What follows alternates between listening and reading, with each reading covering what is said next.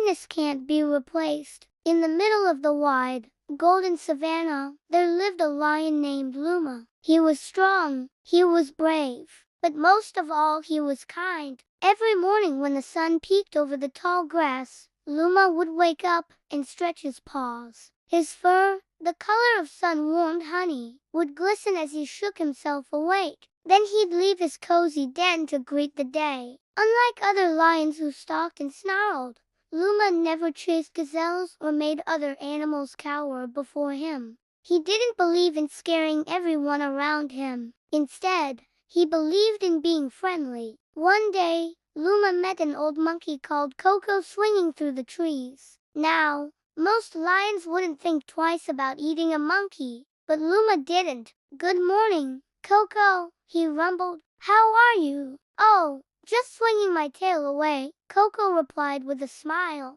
"And what brings you to this part of the savannah?" "Luma, just taking in the beautiful morning," said Luma. Coco stopped swinging for a moment. "Luma, why don't you chase something? You know, like a nice juicy gazelle." "I don't want to," said Luma. "They're fast and graceful, and I admire them. Why would I want to eat one?" "Oh, I don't know," Coco said, chuckling. "'Cause they taste good, I guess." "Not to me," Luma said.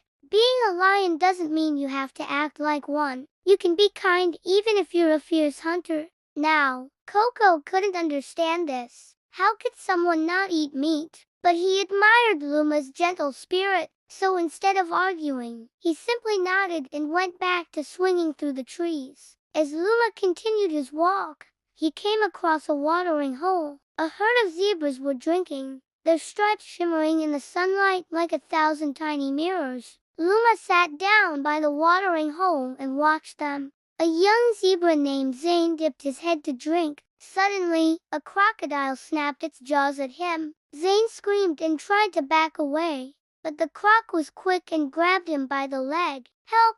Zane cried out, struggling against the croc's powerful jaws. Luma couldn't just sit there and do nothing. He stood up and roared, startling the crocodile. It dropped Zane and slithered away into the water. The zebras, shaken but safe, trotted away from the dangerous pool. Luma walked over to Zane, who was shaking and scared. "Are you all right?" asked Luma gently. Zane jumped and then nodded, still a bit shaky. "Thank you for saving me," he whispered. "You're welcome, Zane. That crocodile can be scary sometimes," said Luma with a knowing look. "But now you need to go. Your mother must be worried sick." Zane nodded again and ran to rejoin his family. From that day on, Zane and his family never forgot what Luma had done for them, and whenever they saw him, they greeted him warmly. Luma continued walking through the savannah. It was getting late, and he had to get back to his den before it got dark. As he walked, he noticed a small bird with a broken wing lying on the ground. He approached cautiously. The bird looked up at him with fear-filled eyes. Most birds would try to fly away, but this little one was too scared and hurt to do anything. Luma knew he could easily catch and eat the bird, but something inside him wouldn't let him. Gently, he nudged the bird with his nose. The bird flinched, but didn't try to peck or bite him. Instead, it let out a soft chirp, almost like a sigh of defeat. Luma felt a pang in his chest. He didn't want to scare the bird, so he did something unexpected. He used his big paws to carefully pick up the bird and hold it close. The bird stopped struggling and looked at him with wide eyes. Luma could feel the bird's heart beating fast against his paw. It was scared, but also curious. Slowly, as if sensing Luma's kindness, the bird calmed down. Luma walked back to his den, cradling the bird in his paws. When he got back, he put the bird down and walked away a bit, keeping an eye on it. At first, the bird stayed still, probably thinking of a way to escape.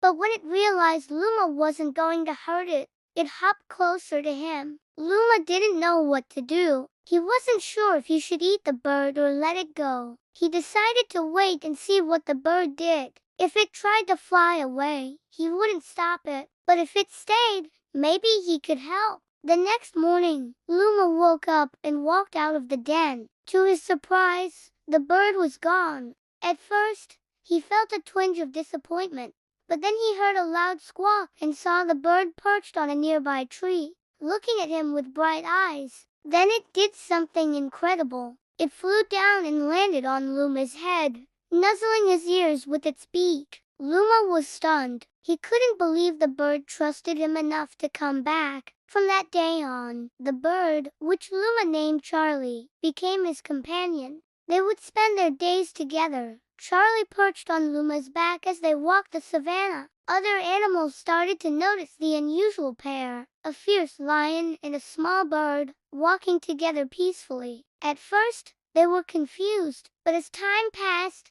they began to understand that being strong didn't mean being cruel. One afternoon, while Luma and Charlie were resting under a baobab tree, a group of hyenas approached them. The hyenas had seen Luma with Charlie and thought the bird would make a tasty snack. Well, what do we have here?" cackled the lead hyena. "A lion and a bird. What a peculiar pair. Leave us alone," growled Luma. "We don't want any trouble." "Oh, I don't want any trouble either," said the hyena. "But this little birdie looks so delicious. Don't you agree, boys?" The other hyenas cackled in response. Luma stepped in front of Charlie, growling fiercely. The hyenas exchanged glances. They knew Luma was strong and brave, and they didn't want to start a fight. "Very well, lion," said the hyena. "We won't bother you today. But remember, we're always watching." With that, they disappeared into the tall grass. Luma let out a breath he hadn't realized he'd been holding. "Don't listen to them, Charlie," he said. "They're just trying to scare us." Charlie chirped softly,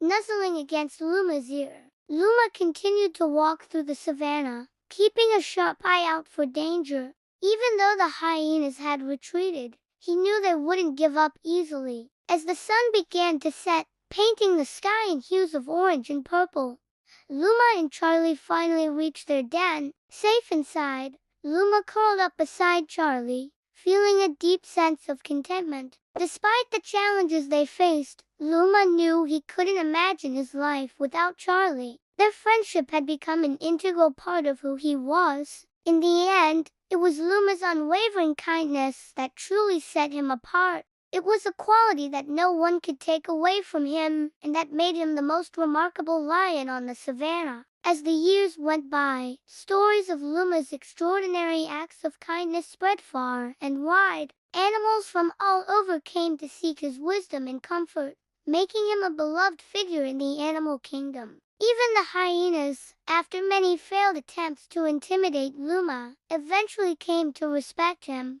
They understood that true strength lay not in brute force, but in the courage to be kind, no matter how difficult it might be. So in the heart of the golden savanna, the legend of Luma, the kind-hearted lion, continued to be told, reminding all who heard it that kindness is a quality that no one can take away, and that being kind is the greatest strength of all.